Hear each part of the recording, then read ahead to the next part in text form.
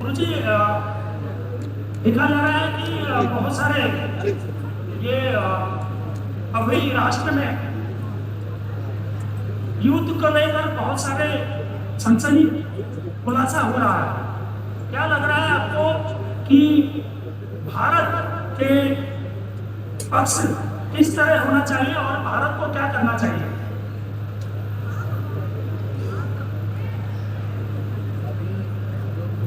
शादी में भारत के बाहर के जो हमारे शत्रु राष्ट्र हैं उनके एजेंट के रूप में जो युवक लोग कुछ पकड़े गए, वो कह रहे हैं कि संदिग्ध स्थितियां खुलासे में आगे आ रही है। तो ऐसे कई युवक पकड़े गए। इस परिस्थिति में भारत के पक्ष को लेकर के आपसे क्या कहना चाहेंगे?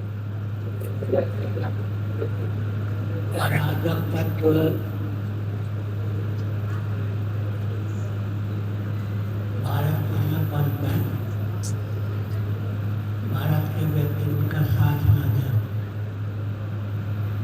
देशभक्ति का परिचय दें, देशद्रोही दंड के पात्र सिद्ध हो।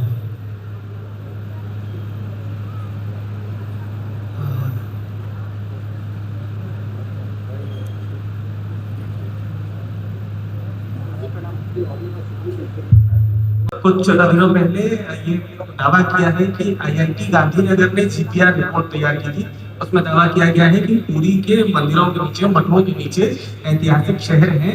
अगर और उसे खोदा जाएगा तो और ऐतिहासिक चीजें निकल कर आएंगी। अभी आईआईटी गांधीनगर जो है भूगर्भ में जो मशीनें जांच करती हैं, उसके माध्यम से पूरी शहर के अंदर एक प्राचीन शहर, उसके निर्माण, उसके अवशेष ये प्राप्त हुए हैं। तो विज्ञान के द्वारा भी अब ये सिद्ध हो रहा है। इस विषय में आपसे क्या कहना चाहेंगे? विज्ञान के द्वारा क्या सिद्ध हो रहा है? भूमि के नीचे प्राचीन शहर और भी जो था उसके अवशेष मिले हैं, तो पाषाण इत्यादि के रूप में। तो अब वैज्ञानिक धरातल पर भी यंत्रों से ये चीजें सामने आ रही हैं।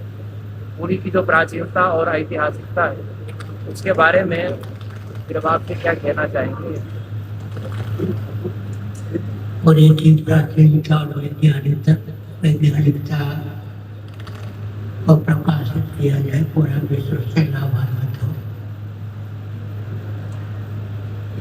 दर्शन, विज्ञान और व्यवहार में सामंजस्य साधकर काम हो। शिक्षा, रक्षा, अर्थ सेवा के प्रकल्प मंदिरों से चले, ताकि मंदिरों के प्रति पूरे समाज की आस्था हो। नास्तिकता की धारा में रहने वाले भी मंदिरों की उपयोगिता समझा।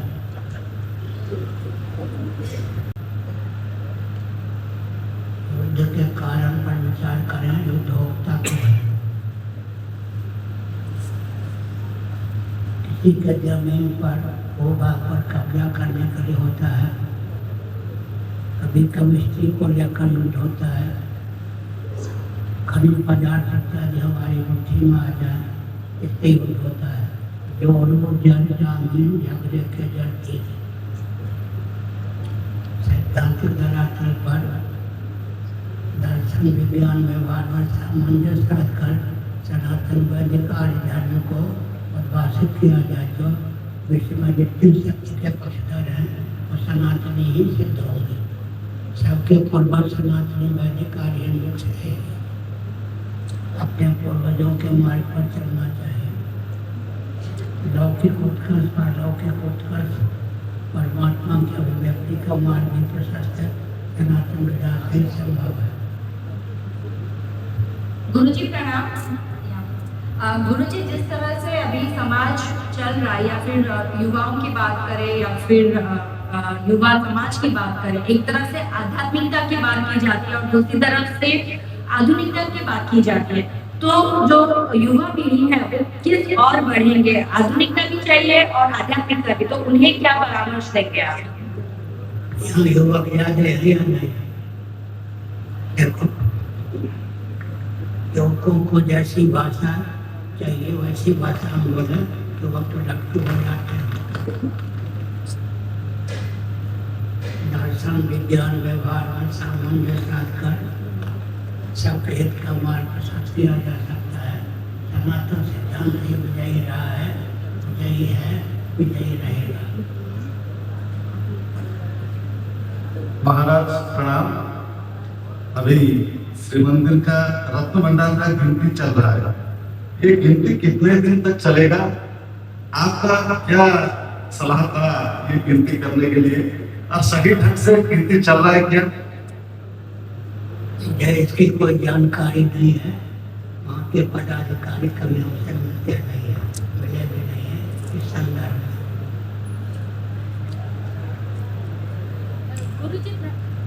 सुप्रीम कोर्ट का आदेश था कि परामर्श लेकर काम करें, लेकिन समिति वाले हमसे कुछ कभी पूछते नहीं। हमारा स्वभाव नहीं, मन न मन में तरफ है। गुरुजी प्रणाम। आज के दिन में सारा भारत में हिंदू और सनातन को लेकर युवकों हो या प्रत्येक भारतवासी के अंदर कहाँ से न कहाँ द्वंद्व रहता है कि हिंदू सनातनी है या सनातनी हिंदू है। मतलब हिंदू और सनातन मतलब ये दोनों से कैसे जोड़े हैं, और सनातनी प्रथम है या हिंदू प्रथम है? सनातनी वैदिकारी हिंदू यह क्रम है। हिंदू शब्द बनता है, हिंदू दोनों ही शब्द बनता है। जब हिंदू कहते हैं तो हिमालय से लेकर हिंदू सरोवर पर्यंत, अर्थात मानसरोवर से लेकर कन्याकुमारी पर्यंत भाग का नाम हिंदुस्तान है। हिंदुस्तान को हिंदुस्तान कहते हैं। जब हिंदू कहते हैं, हिंदुता जनता दत्ता का अपमोदक वर्ग हिंदू कहा जाता है। महाराज, अरे प्रश्न काल रंगनाथ में गया था, तो आपने देखा होगा कि जो हिंदू लोग हैं जो शोभा यात्रा कर रहे हैं, इसको लेकर सवाल उठ रहा है, क्या सच में वो लोग जो शोभा यात्रा में निकालते हैं, डाली करके डीजे बजाते हैं, मदा पी के डाली करते हैं, क्या सच में हिंदू है? उनको क्या संदेश देते हैं? और गोरक्षा लेकर आपका क्या राय है? और हिंदू दिन भर देश में बढ़ते जा रहा है। रामनवमी के जुलूस कल पूरे देश भर में निकाले गए। उसमें बहुत तेज आवाज में डीजे बजा के, जो बहुत तेज जो गाना बजा करके शोभा यात्राएं निकलती हैं, मद पी करके भी कुछ लोग जाते हैं। तो क्या ये उचित है? यद्यपि इस मद आदि की बहुत फैलाव वाली बात देश में कहीं से सामने नहीं आई है। इनका प्रश्न है कि ये मद का इसमें शामिल होना, डीजे का शामिल होना, ये सब क्या उचित है? क्या पूरी बात होता है उचित नहीं।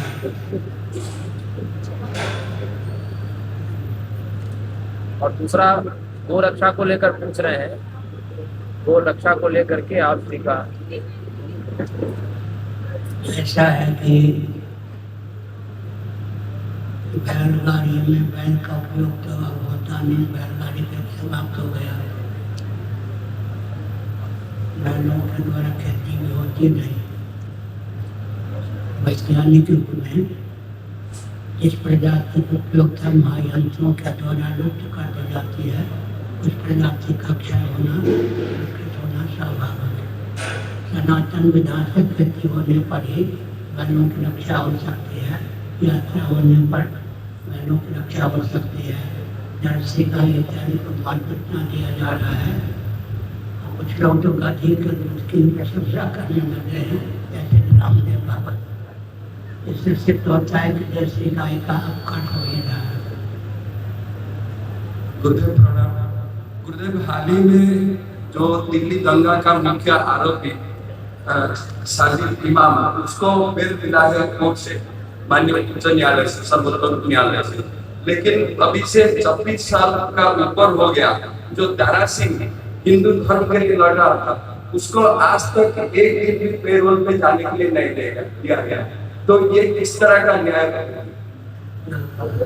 दिल्ली दंगों का जो मुख्य आरोपी था, उसको अभी बेल मिल गया है, जेल से वो छूट गया परमानेंट बेल से। लेकिन दारा सिंह को 26 वर्षों के बाद भी, जो हिंदुओं के लिए मुखर था, उसको पेरोल पर भी थोड़े दिन के लिए जो छोड़ देते हैं, पेरोल पर भी उसको छोड़ा नहीं गया अब तक। तो ये न्याय व्यवस्था में क्या ये समानता है क्या? क्योंकि ओके कभी बार होना चाहिए बैठ वाले तरफ नहीं, यहाँ जो दारा यहाँ थी जो उड़ीसा में में, हुआ था, लेकिन काम काम उड़ीसा की केंदुझर के महाराष्ट्र गए थे दारा बिहार का है। क्या प्रश्न है उनको पैरोल नहीं मिला। मिलना चाहिए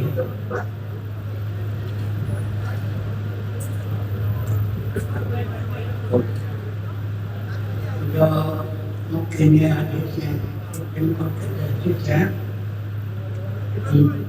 उनको मैं संदेश देता हूँ कि मिलना ही चाहिए।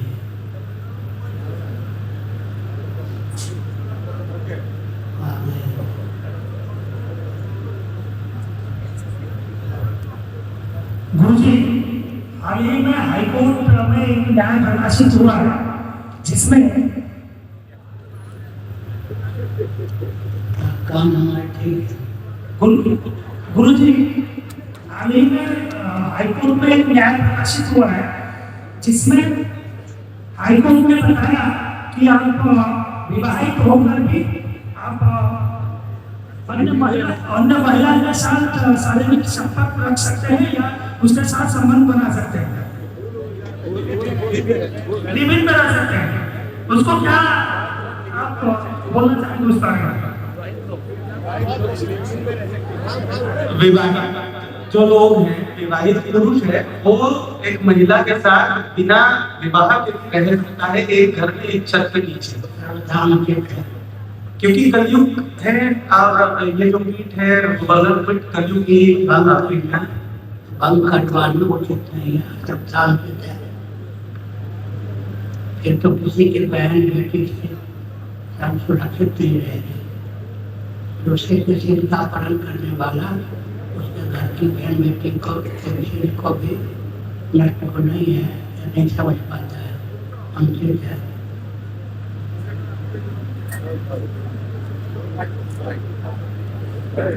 ಹೇಗಲ್ಲ ವರುಣ ವೈದ್ಯ ಹೇಗಲ್ಲ चला तू हर हर महादेव। कई बार ऐसा देखा गया है कि जब भी पूजा होता है या फिर जो सेवाएं हैं वो अपने आपसी मतभेद के कारण भगवान को भी उपवास करते थे। जो नीति होती है वो करते नहीं है, ये कहते हुए कि अगर हम आज कर लेंगे तो फिर हमारे बात कोई सुनेंगे नहीं। तो अपने मतभेद के कारण भगवान को उपवास रखना क्या ये सही है? मंदिर आदि में कोई समस्या होती है तो भगवान की नीति रीति को रोक देते हैं कि अगर आज हम कर लेंगे नीति का पालन तो हमारी बात कल सुनेंगे नहीं। अपनी बात मनवाने के लिए, अपने पक्ष के लिए भगवान की सेवा छोड़ देते हैं, भगवान को के प्यासे रखते हैं। तो नीति को बाधित करके, भगवान की सेवा छोड़ करके अपना पक्ष मनवाने के लिए बाध्य करना ये उचित है क्या? उनकी जागृति सरकार को सोचना चाहिए कि उनको न्याय मिले। भगवान की पूजा होती रहे, आरती आदि का प्रकार चलता रहे, लेकिन इस प्रकार करने के लिए बाध्य न हो। समाज सरकार को उचित न्याय देना चाहिए, उनका पोषण करना ही चाहिए। महाराज एक लास्ट क्वेश्चन, आज का ये जो विश्व का परिस्थिति है, ईरान, अमेरिका, इजराइल, ये जो युद्ध का संकट है, ये क्या युद्ध का सूचना है और इसको रोकने के लिए क्या आप उपाय बताएंगे? शांति के लिए संदेश क्या है? इजराइल, ईरान और अमेरिका का युद्ध चल रहा है, ये क्या तृतीय विश्व युद्ध का संकेत है क्या? और इसको रोकने के लिए क्या उपाय होने चाहिए, क्या संदेश है आप? अमेरिका चाहने का प्रयास न करे, मानवों से का वर्चन है, अपने अस्तित्व की रक्षा करे, आदत की रक्षा करे, लेकिन दूसरे के अस्तित्व पर प्रहार न करे। और एक क्वेश्चन है और लास्ट क्वेश्चन है गुरुजी, अभी जो विश्व में युद्ध का जो परिस्थिति चल रहा है, भारत में जो युवक का शक्ति है उनको क्या करना चाहिए, कैसे प्रस्तुत रहना चाहिए और किस तरह होना चाहिए युवक शक्ति का संदेश दीजिए। पूरे विश्व में युद्ध का वातावरण है, भारत के युवकों इसके लिए भविष्य को देखते हुए कैसे तैयार रहना चाहिए, शक्ति संपन्न कैसे होना चाहिए, क्या संदेश देंगे? प्रशिक्षण ऐसा हो कि भारत की रक्षा में लोगों की शक्ति का उपयोग हो सके, उनको इस प्रकार का प्रशिक्षण प्राप्त हो। गुरुदेव प्रणाम। गुरुदेव, आप पहले ही जो भविष्यवाणी किए थे नेपाल का ऊपर, अभी वीरेंद्र शाह का सरकार आया है, तो उसका ऊपर क्या आपका प्रतिक्रिया है? नेपाल को लेकर के जो पहले केपी ओली भी गिरफ्तार हुए, नेपाल को लेकर पहले आपसे ने कई भविष्यवाणियां की थी।